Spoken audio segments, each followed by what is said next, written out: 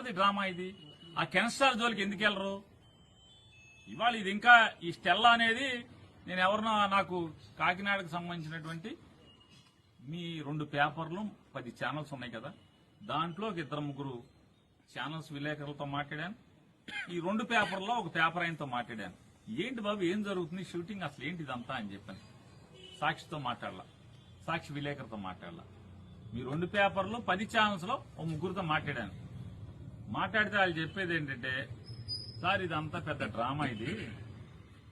ఈ స్టెల్లాలో పవన్ కళ్యాణ్ గారు seize the ship అన్నాడు కదా స్టెల్లాలో.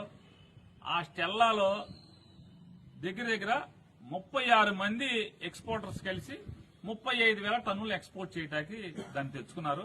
36 మంది ఎక్స్పోర్టర్స్ 35,000 టన్నుల్ని ఎక్స్పోర్ట్ చేయడానికి తెచ్చుకున్నారు.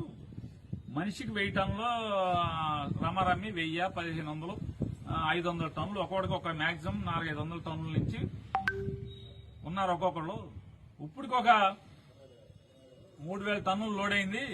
ఇంకా 32,000 టన్నులు లోడ్ చేయాలి. కానీ కెన్స్టార్ అని ఉంది. అసలు సినిమా అక్కడ ఒకే వ్యక్తి, ఒకే ఎక్స్పోర్టర్ 42,000 టన్నులు బియ్యాన్ని ఎక్స్పోర్ట్ చేస్తున్నాడు. ఈ 2 అక్కడ లంగరేసి ఉన్నాయి, 2 లోడ్ అవుతున్నాయి. ఆ కెన్స్టార్ కి మాత్రం వెళ్ళరు. ఈయన కెన్స్టార్ కి ఎందుకు వెళ్ళరంటే, ఆయన సీను అని చెప్పని సాక్షాత్తు ఆంధ్రప్రదేశ్ రాష్ట్ర ఆర్థిక శాఖ మంత్రి వియ్యంకుడు కోడలు తండ్రి వేల్పూరు సీను ఏదో అంత నాకు వాళ్ళే చెప్పారు. ఆ పేర్లన్నీ కూడా తగిలింది నాకు. వేల్పూరు సీను ఈ రాష్ట్ర ఆర్థిక శాఖ మంత్రికి వియ్యంకుడు.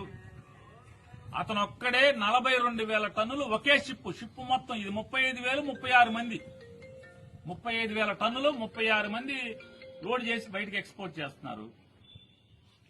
నైజీరియానే అక్కడికి వెళ్తుందంట ఆ వేల్పూర్ సీనుది.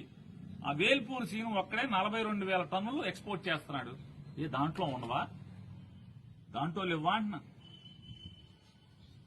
దాంట్లో దొంగ బియ్యం లేవా? పీడీఎస్ బియ్యం లేవా? దాంట్లో చూశారా? చూడరా? ఏ వేల్పూర్ సీను అయితే మన కళ్ళకి గంతలు కట్టేసుకుంటారా? అంటే గుర్రానికి కళ్ళకి గంతలు కడతారు, రోడ్డు ఎంబటి వెళ్ళాలి, అటు ఇటు చూడకూడదని. అట్లా చంద్రబాబు నాయుడు గారు ఏమన్నా గంతలు కట్టాడా? అసలు మిమ్మల్ని షిప్లోకి పర్మిషన్ ఇవ్వకుండా ఆపిన వాళ్ళు ఎవరు? పర్మిషన్ ఇవ్వకుండా ఉన్నది 2, అంటే పర్మిషన్ ఇచ్చేది 2. ఆ 2 మీతో బోట్లో ఉన్నారు. మరి ఎందుకని పర్మిషన్ ఇవ్వలేదు? వాళ్ళ మీద చర్య అంటే మరి ప్రభుత్వం ఎంక్వైరీ చేయాలి కదా. ఈ రాష్ట్రానికి ఉప ముఖ్యమంత్రి తర్వాత ముఖ్యమంత్రి రానని పర్మిషన్ ఇవ్వకుండా జిల్లా కలెక్టర్నేమో పర్మిషన్ ఇచ్చి పంపిస్తారా? ఈయన్నేమో పర్మిషన్ ఇవ్వకుండా ఆపేస్తారా? అంటే కరేపాకులాగా వాడుకుని ఎలక్షన్లు వాడుకుని వదిలేస్తారా? ఏంటిదంతా ఈ తంతు? మీరు కెన్స్టార్ దగ్గరికి ఎందుకు వెళ్ళరు?